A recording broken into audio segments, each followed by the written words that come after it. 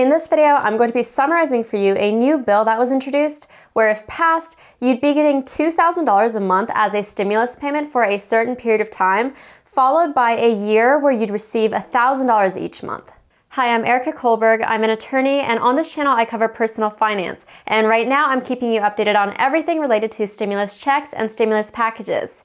As usual, I've read the entire bill and I've spent hours reading and analyzing it because I really care about bringing you factual information directly from the bill and not through secondhand sources or summaries, because that is how misinformation is spread.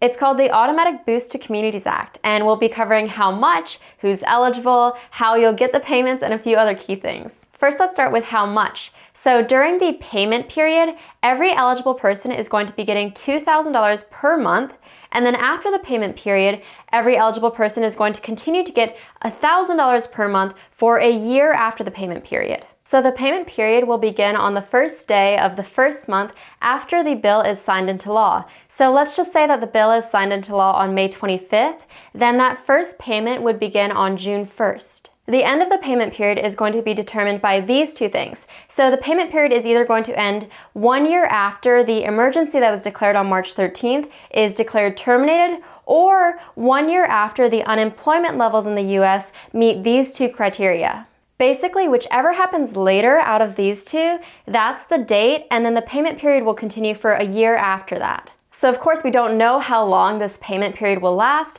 but regardless, during the payment period, it'll be $2,000 a month, and then for a year after the payment period, it'll be $1,000 a month. So who is eligible? Number one, any citizen or resident of the US is eligible, even citizens who live abroad. Number two, any non-resident alien who has been in the US for more than the 3-month period beginning December 13th of 2019 is also eligible. So it's regardless of immigration status, and there's a provision in the bill that states that whatever information you share with them for them to be able to get that $2,000 check to you, they can't share that information with the Immigration Customs Enforcement or any federal, state, or local agency. Also, one more note on this, unlike the Emergency Money for the People Act, which I talked about in this video, there is no age limit for this or income restriction.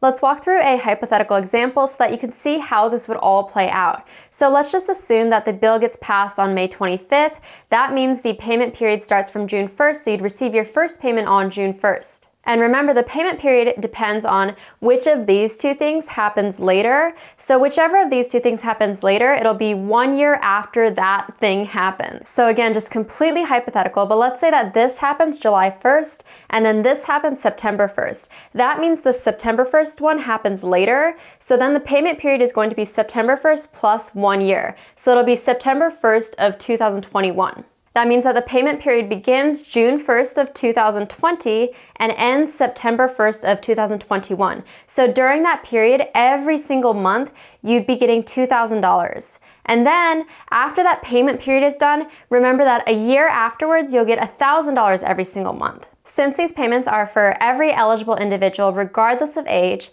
that means that if you are a family of 4, you have a spouse and 2 children, everyone would get that $2,000 during that period and then $1,000 during that period. So you just multiply everything you see here by 4.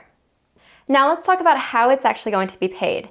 If the Secretary of the Treasury has your bank account information, then the money will go directly into your bank account unless you specify that you want to receive the payment through a boost card instead.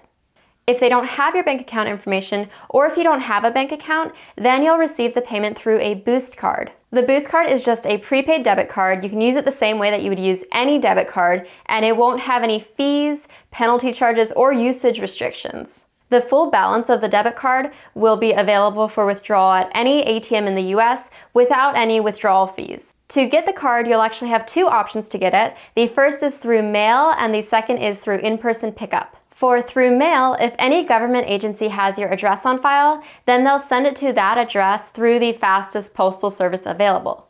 For in person, this is if they have no active address on file for you, then you'll be able to pick it up through any of the distribution centers, which include post offices, banks, and credit unions.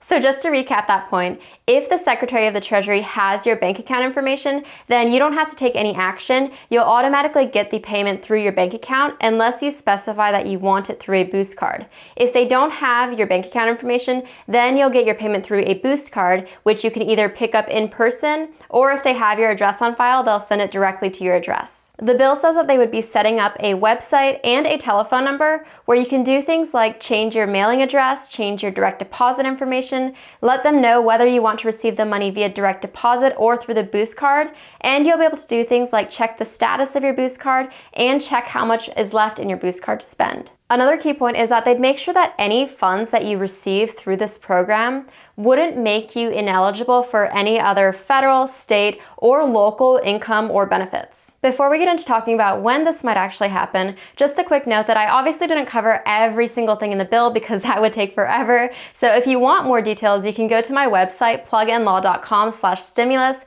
where I've written up some of my notes from this bill. So let's talk about when this would actually happen. For a bill to become a law, it has to go through these 5 stages, and currently this bill is in stage 2. And between stage 2 and stage 5, it could go through a lot of changes, and there's no guarantee that it would be passed. Of course, I'm going to be keeping you updated on the status of this and any other stimulus packages or stimulus checks, so just be sure to subscribe, clicking the button below, and also hit that notification bell so you can get notified when I release a new video. Please let me know in the comments below if you've received your $1,200 or if you're still waiting, and what you think about this bill. If you want 2 free stocks, then use my link below to open a Webull account and deposit $100, and that second free stock could be valued at up to $1,400. Please hit the thumbs up if this video was helpful, and next I will see you in this video where I talk about how I'll build $200,000 of passive income starting from zero.